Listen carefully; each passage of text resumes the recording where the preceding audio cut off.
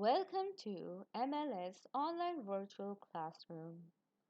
Today, in Unit 2, a visit to the doctors, we will be covering the section of grammar, in which we will learn about modal auxiliary verbs. So, open up page number 30 and let's get started. To learn about modal auxiliary verbs, let's look at the given pictures and see what are they telling us. Let's look at the first picture. Let's see what the girl is saying. She's saying that I will go for a checkup at the doctor's today.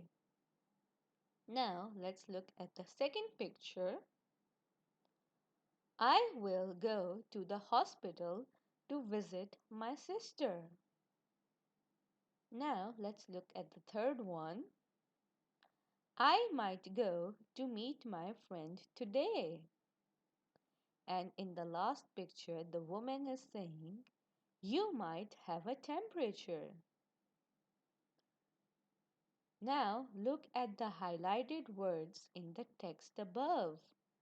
They are modal auxiliary verbs and they help other verbs to express a meaning.